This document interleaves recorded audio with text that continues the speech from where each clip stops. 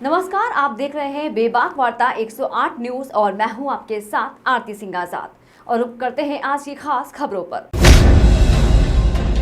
सरकार और संगठन में तालमेल बना रहे, इसको लेकर उत्तराखंड सरकार द्वारा तमाम जिलों में मंत्रियों की ड्यूटी लगाई गई है, जिसके तहत मंत्री जिले में प्रवास करके कार्यकर्ता और जनता की समस्या को दूर करने का कार्य करेंगे। आज 2 दिवसीय प्रवास पर हरिद्वार पहुंचे कैबिनेट मंत्री गणेश जोशी का बीजेपी कार्यकर्ताओं ने स्वागत किया। मंत्री गणेश जोशी 2 दिनों तक हरिद्वार में कार्यकर्ताओं के साथ उनको होने वाली समस्याओं को लेकर बैठक करेंगे। गणेश जोशी ने कहा कि उत्तराखंड में सभी मंत्रियों द्वारा जिले में प्रवास किया जा रहा है। मैं 2 दिवसीय प्रवास पर हरिद्वार आया हूं। यहां पर मेरे द्वारा कार्यकर्ता और जनता से मुलाकात की जाएगी। कल जिला स्तर के अधिकारियों की बैठक भी की जाएगी। जो समस्या होगी उसका निस्तारण होगा। सरकार व संगठन मिलकर काम करते हैं। यही कारण है कि दिन दिन भारतीय जनता पार्टी आगे बढ़ रही है, अन्य पार्टियां समाप्त हो रही हैं। उसी कार्यक्रम के तहत सभी मंत्रियों के अन्य जिलों में प्रवास लगे हैं और 2 दिन के प्रवास पर मैं आज हरिद्वार आया हूं। यहाँ पर कार्यकर्ताओं से मिलकर, आम जनता से मिलकर जो फीडबैक इनसे आएगा और कल जिला स्तरीय अधिकारियों की बैठक हमने ली है, उस पर चर्चा होगी। जो समस्याएं होंगी उनका निराकरण होगा। जिला पंचायत के अंदर आज भारतीय जनता पार्टी का बोर्ड बना है और वही इतिहास हम आगे दोहराएंगे, चाहे नगर निगम का चुनाव हो, चाहे लोकसभा का चुनाव हो, क्योंकि हमारी संगठन जो है बूथ इकाई तक है और बूथ से ही वोट निकलता है। आने वाले आप देखना चुनाव में प्रधानमंत्री नरेंद्र मोदी द्वारा जनधन योजना के तहत देश की जनता को बैंक से जोड़ा गया। यह केंद्र सरकार की सबसे महत्वपूर्ण योजना रही। इसके माध्यम से करोड़ों लोगों ने बैंक में अपने खाते खोले, मगर आज भी संत समाज बैंक सिस्टम से काफी दूर नजर आता है। इसी दूरी को कम करने के लिए आज धर्मनगरी हरिद्वार में HDFC बैंक द्वारा संत समागम का आयोजन किया गया। इसमें भारी संख्या में साधु संतों ने भाग लिया। कार्यक्रम में पहुंचे अखिल भारतीय अखाड़ा परिषद के अध्यक्ष रविंद्र पुरी ने इस पहल की सराहना की, तो वही उत्तराखंड सरकार द्वारा धर्मांतरण पर कैबिनेट में प्रस्ताव पास किए जाने पर सरकार का धन्यवाद अर्पण किया। संत समागम में पहुंचे अखिल भारतीय अखाड़ा परिषद के अध्यक्ष महंत रविंद्र पुरी का कहना है कि HDFC बैंक के प्रबंधक द्वारा अखाड़ों से संपर्क किया गया। पहली बार ऐसा हुआ है कि धर्माचार्य से वार्ता कर बैंकिंग सिस्टम में होने वाली समस्याओं को खत्म करने का प्रयास किया जा रहा है। आश्रम अखाड़ा को बैंकिंग सिस्टम से काफ़ी परेशानियां हो रही थी, क्योंकि आज डिजिटल कार्य हो रहा है और आश्रम अखाड़े अभी डिजिटल बैंकिंग से काफ़ी दूर हैं।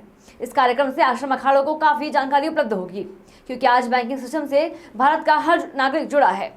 HDFC बैंक के सर्कल हेड बकुल सिक्का का कहना है कि संत समाज बैंकिंग सिस्टम से काफ़ी दूर रहता है। हमारे द्वारा कोशिश की जा रही है कि संत समाज बैंकिंग सिस्टम को अपनाएं। संत समागम के माध्यम से संतों को इससे जोड़ा जा रहा है। हमारे द्वारा एक अधिकारी नियुक्त किया गया है जो साधु संतों से संपर्क में रहकर उनकी समस्याओं को दूर करेगा। HDFC बैंक के जो हमारे यहाँ भारत के प्रबंधक हैं और उत्तराखंड के और उत्तर भारत के सभी सम्मानित लोगों ने अखाड़ों से, आश्रमों से संपर्क किया। पहली बार ये इतिहास में शायद प्रयास हुआ है कि धर्म स्थानों और धर्माचार्यों से संवाद करके बैंकिंग संबंधित जो समस्याएँ हैं, क्योंकि टेक्नोलॉजी चेंज हो रही है, पुराने समय के हिसाब से जो खाता बही का सिस्टम था उसमें बहुत चेंजिंग आ गई है। तो आज की जो सुविधाएं हैं उसकी जानकारी बैंक के अधिकारी कर्मचारियों के माध्यम से धर्म स्थानों को प्राप्त हों और धर्म स्थानों की जो थोड़ी बहुत समस्याएं हैं उसको ही समाधान करने के लिए एक संत समागम का आयोजन HDFC बैंक के माध्यम से हुआ। तो मैं इसका स्वागत करता हूँ, क्योंकि आज बैंकिंग व्यवस्था से भारत का हर घर जुड़ा हुआ है। प्रधानमंत्री जी का जो जनधन योजना था उसके माध्यम से लगभग हर परिवार का बैंक में खाता है और भारत के जो 4 बड़े बैंक हैं उसमें HDFC बैंक की बहुत बड़ी भूमिका है। तो यही इसी आयोजन के लिए हम सब लोग मिल करके यहाँ आए। तो बैंक के जो अधिकारी हैं उन्होंने एक अच्छा सुझाव दिया है कि एक संपर्क प्रमुख की नियुक्ति हम करेंगे, जो धर्म स्थानों से और धर्माचार्यों से संपर्क करके आपकी जो समस्याएं हैं उसकी यही ड्यूटी होगा। बैंक की तरफ से एक अधिकारी रहेगा। तो ये एक अच्छा सुझाव उन्होंने दिया और वो मुझे आशा है कि समाज में जो भी लोग इस प्रकार के भय से ग्रसित हैं उनकी समस्याओं का समाधान अवश्य होगा। उत्तराखंड सरकार के द्वारा एक कैबिनेट में प्रस्ताव पास हुआ है धर्मांतरण को लेकर के।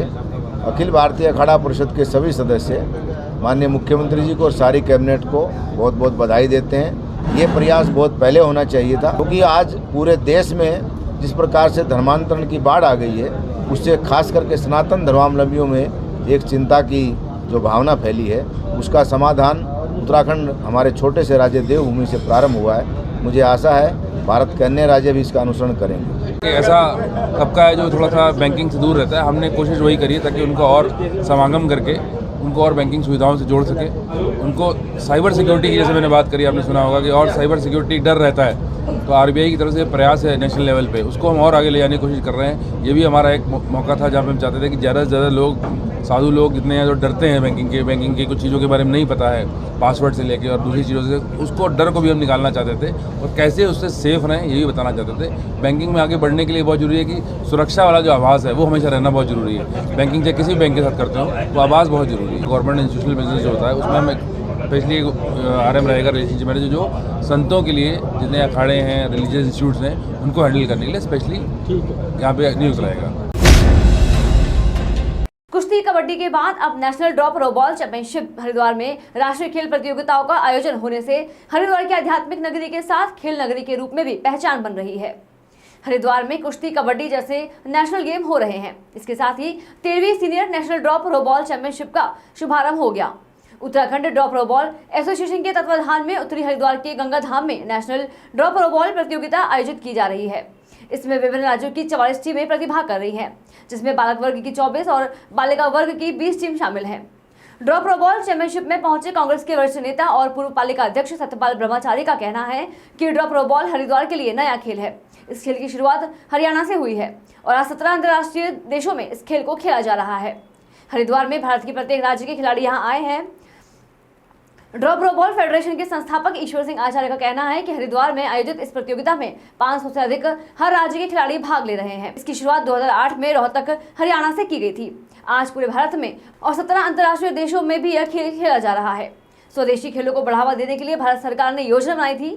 सरकार द्वारा खेल महाकुंभ कराया जा रहा है।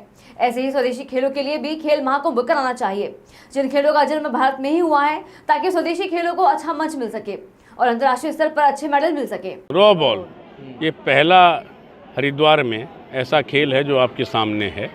अच्छा लगा, और जहां मैं जन्म हुआ मेरा, वहीं से इस खेल का जन्म हुआ है और उसके जनक आपके सामने हैं, जिन्होंने इस खेल की शुरुआत हिंदुस्तान में की। आज अंतर्राष्ट्रीय स्तर पर 17 देशों में खेल खेला जा रहा है और हिंदुस्तान के प्रत्येक राज्य के लोग यहाँ पर आए हैं। खेलों में आपको मालूम है हर खिलाड़ी के लिए आरक्षण आरक्षित किया गया है। खिलाड़ी होना चाहिए और उसका भविष्य उज्जवल है। सरकारें अब मदद कर रही हैं, हम उत्तराखंड सरकार को भी मदद करनी चाहिए। फायदा होगा। मैं फिर कहना चाहता हूं, हमारे यहाँ जो स्टेडियम बना है उसका लाभ इन खिलाड़ियों को मिलना चाहिए, और जो बाहर से टीमें आती हैं खेल वहीं पर होना चाहिए। रहने की व्यवस्था आश्रम धर्मशाला में हो जाए और सरकार को फ्री में वो स्टेडियम मुहैया कराना चाहिए, मेरा ऐसा मानना है। 500 खिलाड़ी भाग ले रहे हैं और मैं आशा करता हूँ सभी खेलों का राष्ट्रीय प्रतियोगिता हरिद्वार में होना चाहिए। हमारा स्वदेशी खेल है। इस खेल का जन्म है 2008 रोहतक हरियाणा प्रदेश हुआ। आज यह सभी देश के राज्यों में खेला जा रहा है और इसके अलावा 17 अंतर्राष्ट्रीय स्तर अन्य देशों में भी खेला जा रहा है। स्वदेशी खेलों के लिए बढ़ावा देने के लिए भारत सरकार ने एक योजना बनानी चाहिए। जैसे खेल महाकुंभ करवाया जा रहा है, खेलो इंडिया, स्वदेशी खेलों को भी एक खेल महाकुंभ करवाना चाहिए, जिसमें केवल जो भारतीय खेल जिनका उद्देश्य खेलों का विकास करना, जिनका जन्म भारत से हुआ, उन खेलों का एक खेल महाकुंभ करना चाहिए, ताकि स्वदेशी खेलों का एक अच्छा प्लेटफॉर्म मिले और अंतर्राष्ट्रीय स्तर पर हमारे अधिक से अधिक मेडल आएँ और भारत की पहचान खेल जगत में एक विशेष रूप से जानी जाए। इसमें 22 राज्यों की टीमें भाग ले रही हैं। तमिलनाडु है, केरला है, आंध्र प्रदेश है, छत्तीसगढ़ है, महाराष्ट्र, हरियाणा है, दिल्ली है और उत्तराखंड है, उत्तर प्रदेश है और महाराष्ट्र, तमिलनाडु है, तेलंगाना है, आंध्र प्रदेश है। इस प्रकार से 22 स्टेट इसमें भाग ले रही हैं। देश की पूर्व प्रधानमंत्री इंदिरा गांधी की आज 105वीं जयंती है। इस अवसर पर हरिद्वार महानगर कांग्रेस कार्यालय पर कांग्रेसी कार्यकर्ताओं ने उनको श्रद्धांजलि अर्पित की। पूर्व प्रधानमंत्री इंदिरा गांधी का हरिद्वार से गहरा नाता रहा है। जब भी इंदिरा गांधी किसी परेशानी में गिरी तब उन्होंने हरिद्वार का ही रुख किया। पूर्व प्रधानमंत्री इंदिरा गांधी की हरिद्वार से यादें जुड़ी हैं, इसलिए आज महानगर कांग्रेस कार्यालय पर कांग्रेस के वरिष्ठ नेता और कार्यकर्ताओं ने उनको याद किया। हरिद्वार कांग्रेस के वरिष्ठ नेता मुरली मनोहर का कहना है कि हरिद्वार से पूर्व प्रधानमंत्री इंदिरा गांधी का काफी लगाव था।